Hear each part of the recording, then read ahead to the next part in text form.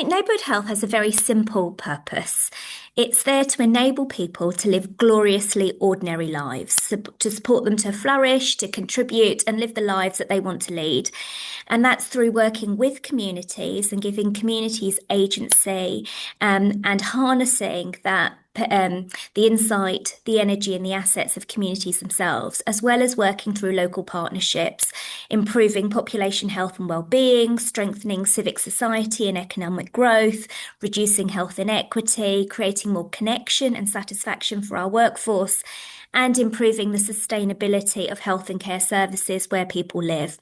Now, none of this is new. Neighbourhood health has been a policy ambition for at least 5 decades, and there are many brilliant examples of neighbourhood health across the country, some right here on this webinar. But the truth is that those places that have succeeded have done so despite of rather than because of the system. And so the real question for me is not whether neighbourhood health works, it's why we've never been able to deliver it everywhere at scale. And I've been reflecting on this quite a bit, and I think there are 4 big reasons why. I think the first is that previous change efforts were judged narrowly through the lens of the NHS with regards to success, with a focus on hospital activity rather than whole person outcomes. So what we would call an NHS left shift, but not a left shift, as Sam and I like to talk about it. The second is really that change is seen as a linear technical process that can be scaled, something you can design once and roll out everywhere, rather than one that is complex, adaptive, and predicated on trusted relationships. Healthcare does not work like manufacturing or retail. It is irreducibly local. So healthcare in South Kensington is not the same as healthcare in Harleston, where I work, 15 minutes away. We have different populations, different pressures, different assets, different relationships. And so what works in one place may not just fail somewhere else, it may actively damage the trust that makes care possible in the first place. And that isn't a flaw, that is just the reality of how care actually works. Healthcare works or fails through relationships and trust and community context, and those things don't neatly scale, they grow in a place. Thirdly, it's about strategic commissioning, and ensuring that commissioners have been enabled both with the data and the leadership backing to be able to shift resources out of the hospital. So even where we see a reduction in non-elective admissions or in length of stay, that we don't keep increasing the growth in hospital funding. And that requires quite brave strategic commissioning. And then fourthly, we've never hardwired the successful changes that have been made on the ground. So the pace of change nationally has not kept up with the pace of change locally.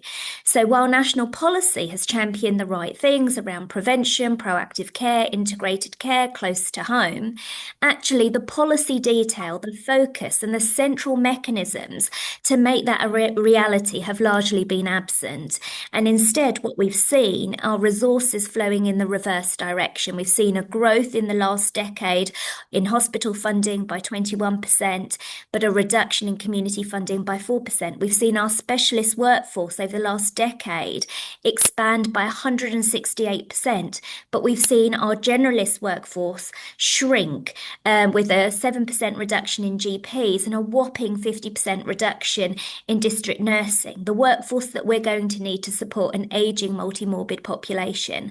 And so unsurprisingly, the result has been over the last 15 years an exponential increase in avoidable hospital emergency hospital admissions, the most resource expensive intensive part of our NHS, and avoidable because they stem from an underinvestment in primary care, in community services, but most importantly, in our local social and community infrastructure, which is absolutely critical for early intervention, prevention, and health creation.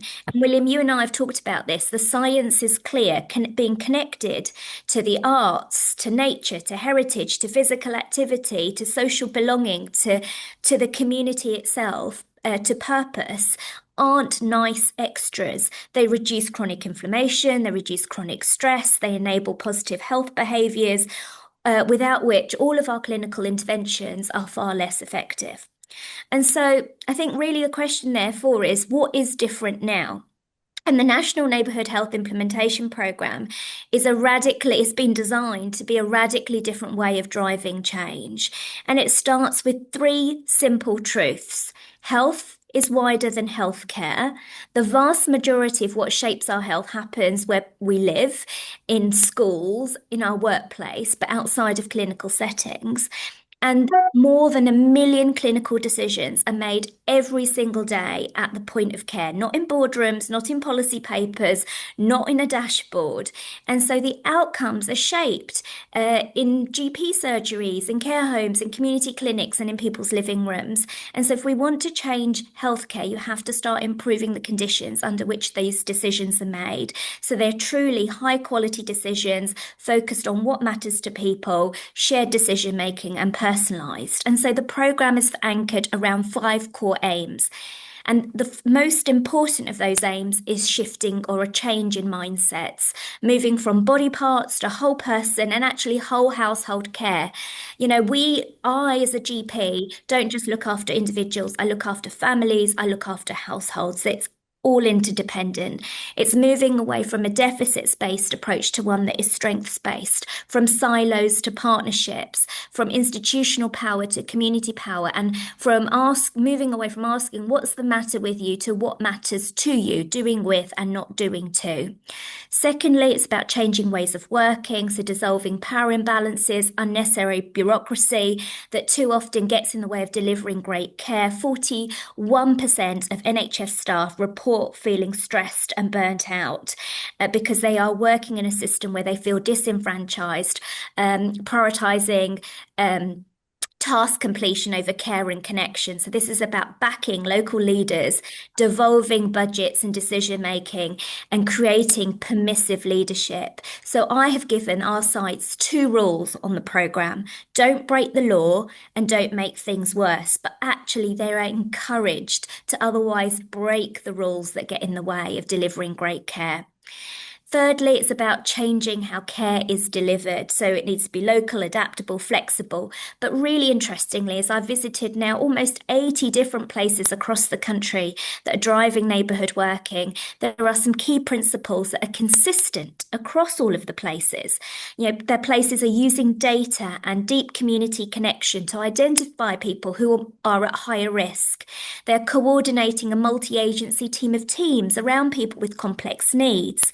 They're mobilising the strengths of individuals, families, carers and communities, embedding co-management of long-term conditions, health and well-being. And they're actively supporting people to access community-led solutions that power prevention and health creation through trusted partners. Fourthly, it's about changing what we measure. So moving away from organisational metrics alone to actually focusing on what matters to communities. And so through the programme, we are measuring patient-reported outcome measures, patient-reported experience measures, person activation, staff experience, alongside health and care utilisation. And then finally, it's about hardwiring these changes, so giving it real teeth, redesigning funding flows, performance frameworks, contracts, regulation, so that we have the levers to ensure these new ways of working are embedded into everyday practice. And so fundamentally, the NHIP is deliberately designed to give places and those actually delivering care and receiving care real agency. And it's designed so that they expect unintended consequences and build in rapid feedback loops. So it's test, learn, grow methodology. They don't chase single metrics like I explained. They design for whole people. They're investing in relationships, because trust is far more powerful than compliance.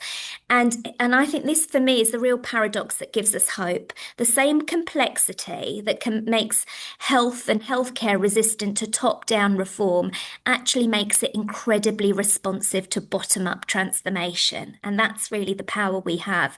So when we give people better tools, access to data, invest in partnerships, in leadership, increase the relational and listening capacity of the system to make high quality decisions, asking what matters to you, then those millions of micro decisions I just mentioned start shifting in the same direction, not because somebody ordered somebody to do so, but because we've created and cultivated the mindset shift and the behaviors that underpin a new way of working, neighborhood health.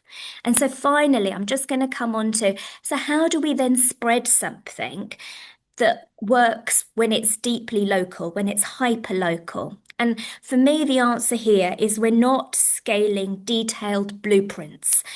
We are scaling the conditions that allow those solutions to emerge and be adapted to local context. And so we're taking what I call a tight, loose, tight approach.